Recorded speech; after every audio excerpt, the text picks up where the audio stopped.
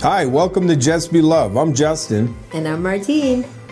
And we're so excited you joined us here today. This is second part. Last week we were talking about Martine's testimony. She was sharing her testimony about the love of God in action. And today we're going to be having another testimony. This time I'm supposed to share. And this is exciting. This is just an opportunity for us to get to know each other. As we start this journey, this show, we're going to have opportunities to be bringing different people on just to talk about their love experience, not in the way the world sees it, not in a carnal way, an emotional way, but God's love in us. And what does God, let's just do a quick recap. What does God's love mean for you? What does Just Be Love mean?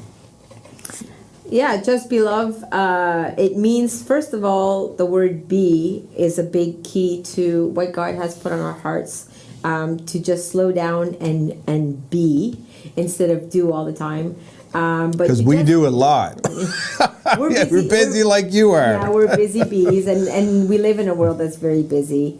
But just to share God's love, we really want to highlight each and every person's story about God's love. And so on this show, we are going to have guests, special guests that will come on and share how they have encountered God's love, what God's love has done in them and through them. And so we want to bring them on and share their story with you all. Yeah, and there's actually a verse in the Bible that talks about how we fall out of love to fall into love.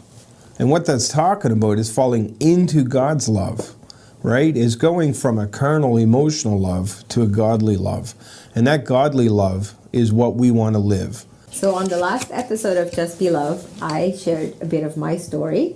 And today we want to have Justin share a bit of his story so that you get to know us a little bit better, and that we want to share what God has done in our lives, and what He will do for one, He will do for the other.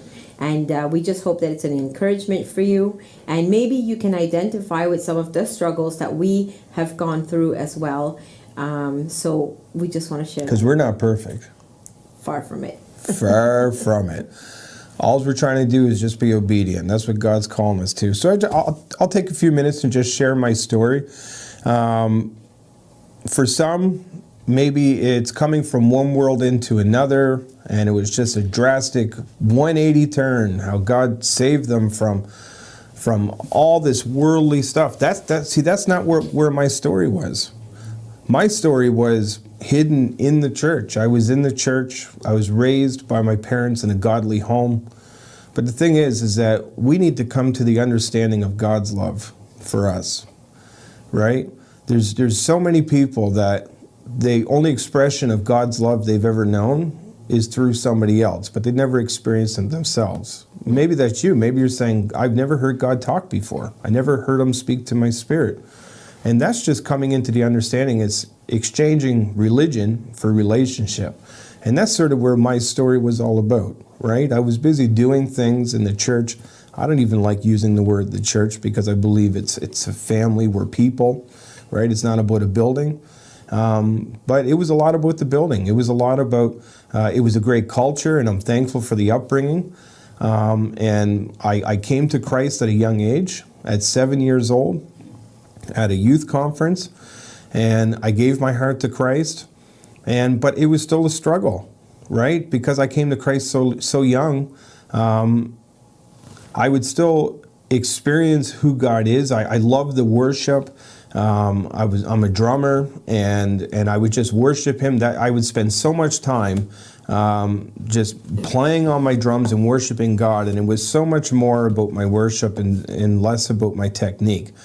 Not that I didn't study my technique later, but that was my foundation, right? So no matter how hard things were going, I knew I could come back and just have that time with God. But you know what, as life progresses, sometimes things happen and they take different turns. And I'm very thankful. I'm thankful for where God has brought me, but I definitely had some hard times in my teenage years. And it all came to a climax when I was 19 years old, and I was driving with some friends, and our car was struck head on by an impaired driver. In that moment, others didn't know if we were going to survive. And unfortunately, the person in the other car who hit us did not. It was a very difficult time. It changes you. It changes your reality. Things like that. And I know that some people, you're watching this and you can identify with just something traumatic, something so unexpected taking place in your life, and it just rocks you to your core.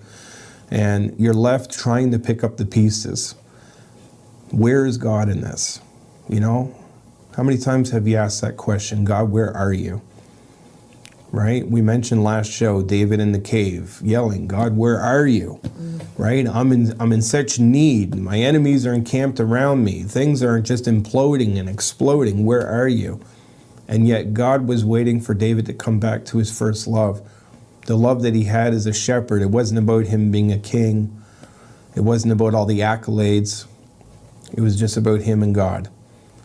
And that's where we feel like God has brought us back to. It was a long journey for me. It was some time there where I was struggling with depression. You know, I was bedridden, and going from bedridden to in a wheelchair, having learned how to, literally walk in some instances again. Mm-hmm. But when we met, you were still learning how to go up the stairs. So I remember that. Yeah, It was very difficult. Plus all the pills they have you take, the horse pills. Oh my goodness, it was tough. It was such a, and to think that at that moment, I had different aspirations for my life. I thought I was going to law school and I wanted to do an undergrad, and I could barely remember what they were talking about because I was dealing with post-concussion syndrome. And, I really went into some mental health issues and which are so prevalent right now. Just coming out of these last 2 years, it's the topic that nobody's talking about. And do you know what? That is a spiritual battle, because it was for me. It wasn't coming at it from an emotional or physical, even though there was definitely some repair that needed emotionally and physically, but it was about spiritually. It was a spiritual awakening that was needed in my life. And that's sort of where we came through. See, it wasn't religion that was going to keep me in that moment. It was relationship, and it was coming back. Just like I said, David in the cave, coming back to that first love. And that's where it happened. And coming out of that, that's where I met Martine. It was so unexpected. And that's how God is. He does the unexpected in your life when you're not prepared for it. Because it's not about us. I love that verse where even though we're making plans, God directs our steps. And it's so true. And that's what it's been for us, is that it's walking out love out of action. Love is God's love in our hearts, right? Amen. That's awesome. Yeah, so from there, you were in the car accident, and God decided to change your plans. You were heading one direction, and now everything came to a halt. And now what? What happened after that? So I met Martine, and it changed his world. Changed my world. Okay, I really got to talk that up because I'm going to hear it later if I don't. It changed my world. And, I never grew up thinking I would ever be in full-time ministry. Whatever that means. Some people don't even know what that means. What that means is just an entire focus, my entire life, just devoted to God and helping others. That's really what it meant. And that can be expressed in so many different ways. Yeah.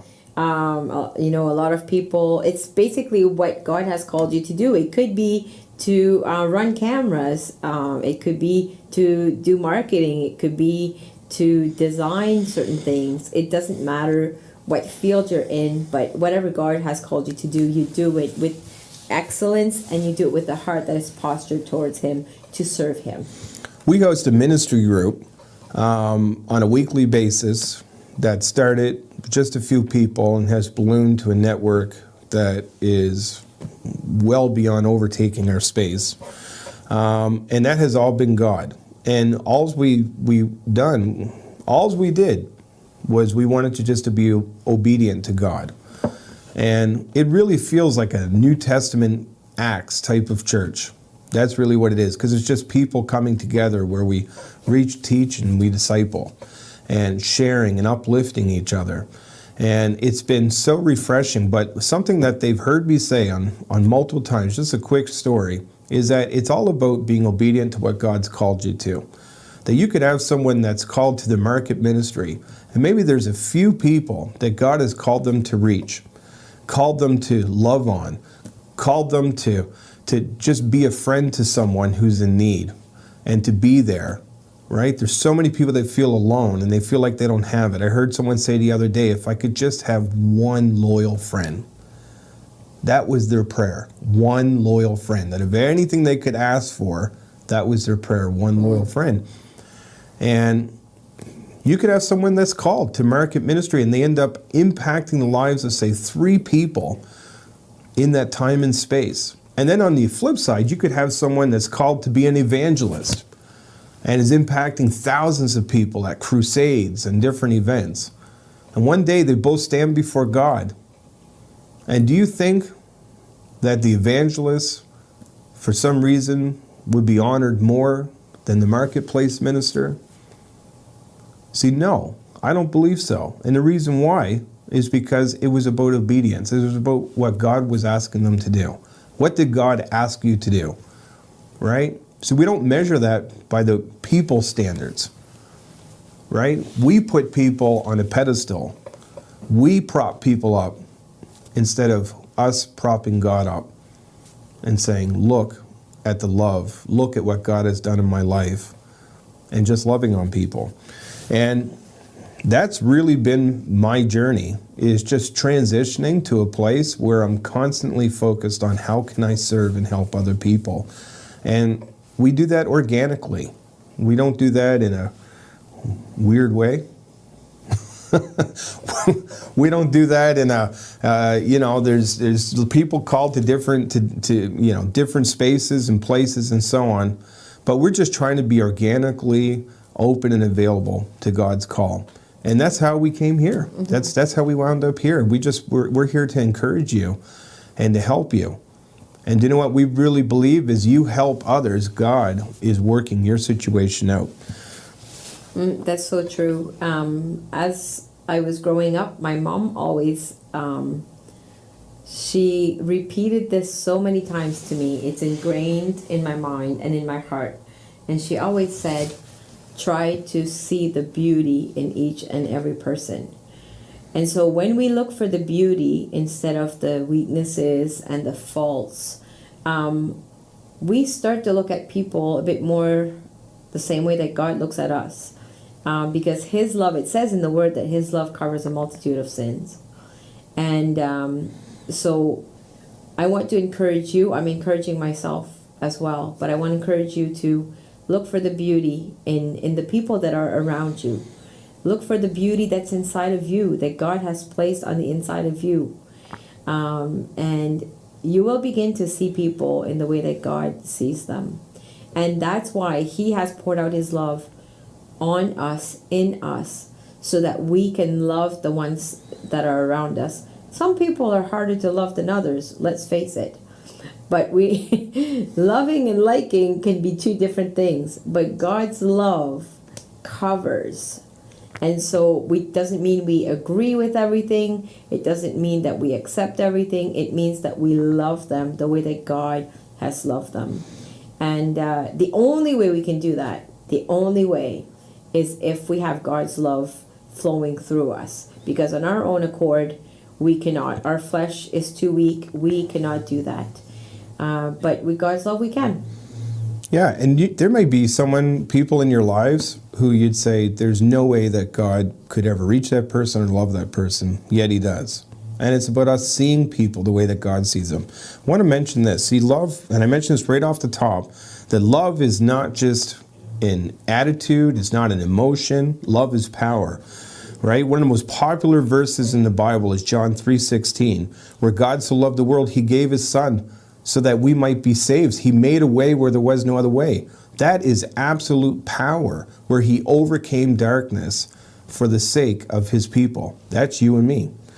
And so we see love is power. Love is also relying on God, right? Matthew 11:28-30 says, if you are tired from carrying a heavy load, does that describe you today? Are you carrying a heavy load today? Are you carrying burdens? If you're tired from carrying a heavy load and heavy burdens, come to me and I will give you rest. Take the yoke I give you, put it on your shoulders and learn from me. That means walking with God. And I am gentle and humble, and you will find rest.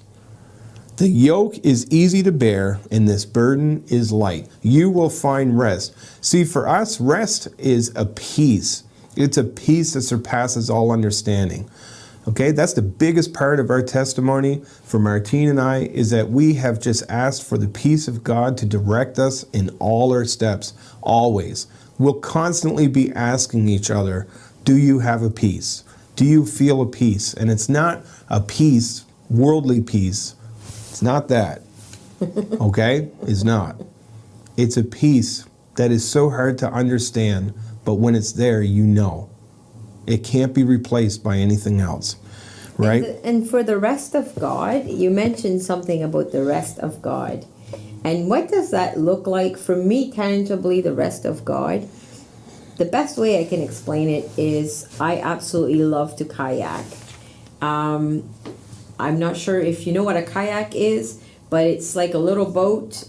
It's kind of hard to flip, although he's always afraid to flip it. I flip kayaks all the time. No, canoes, constantly. But I love to kayak, and I drag the whole family along for the journey. But when you kayak, the fun part is when you can go with the current. So you don't have to paddle so hard. And you just kind of go with the current. And the rest of God is the same way. It's like you're advancing, you're going through life, but when you're in His rest, it's almost effortless. It requires, of course, actions on our part, but it's like there's a current that's taking you. And you know in that moment that you are in the rest of God. If you constantly feel like you're going against the current, that you're paddling so hard and there is no peace and you're having a hard time to sleep at night, you're tossing and turning, you're going over things in your mind over and over and over again, questioning, doubting yourself, that is not the peace of God. That is not the rest of God. And the word says that we are capable, we are able, it was made available to us to operate in His rest. And we certainly take in His peace. And we have made some mistakes over the years because we jumped the gun, we were quick to act, and we didn't slow or roll and say, God, are you in this? Right? God, just bring your peace or your spirit at this moment. And I'll tell you what, on what Martine was saying, is that peace and rest in God means trusting God. I want to read a verse to you. Okay? 1 John 4:16, if you're following along. And it says, God is love. If we keep on loving others, we will stay one in our hearts with God, and He will stay one with us. The requirement is for us to constantly be a filter. Okay? You might have heard that term, the term that we should be sponges when you grow up in school. Be a sponge and absorb this math equation and absorb this schoolwork so you'll be prepared for your exam. Right? But really what God's calling us to do, we want to absorb the word, but we want to be a filter, constantly pouring it out to others. And in that place where we're come to a place of obedience and peace and rest, we come to a trusting in God. And that trust is our personal relationship with God, right? It's absolute trust. God, I know that even though I'm going through things right now, because Jesus, you said we would. You said that this life would not be carefree, but you said you'd always be with us. And it's coming to the knowing that Jesus is always with you, no matter what we're going through, no matter the storm, Jesus is there with us. And that's what we're encouraging today because we've been there. So everything we're sharing on this show, we're sharing from experience. And we've made our share of mistakes. And we're just so glad that He is faithful to forgive. He's faithful to be there for us and to never leave us. Bible says he's closer than a brother or sister, right? He's there for you right now. So we're just going to take a few moments, because this is going to be something you see on this show often, where Martine, she's a very gifted worship leader, she's going to take some time live here, and she's going to lead you into a time of worship. That's what's coming up next.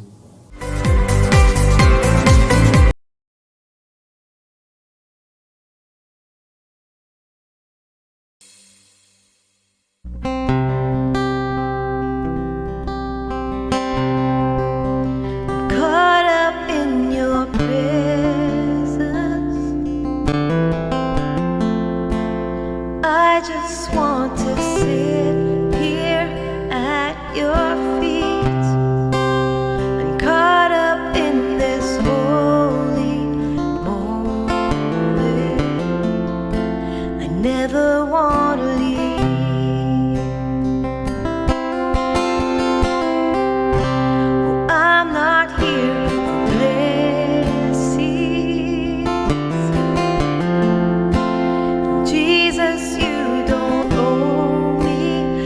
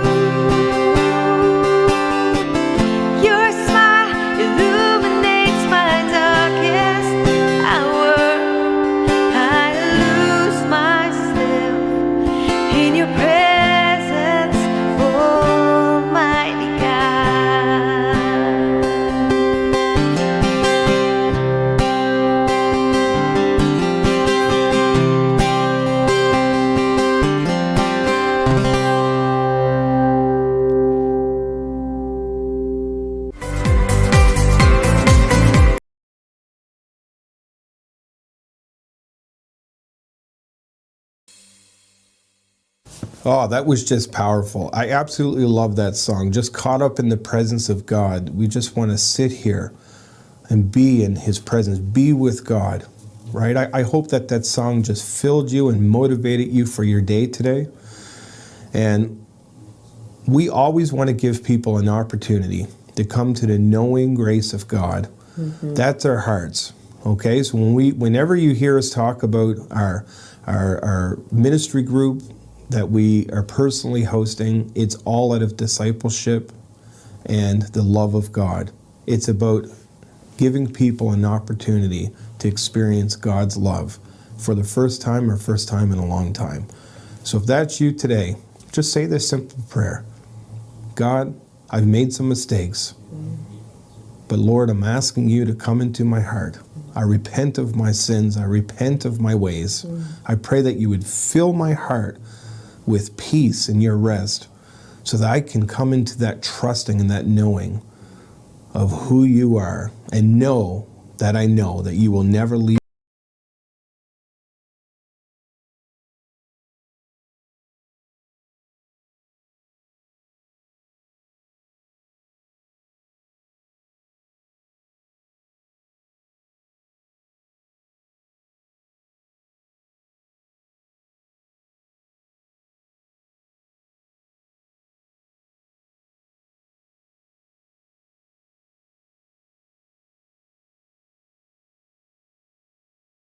Everyone.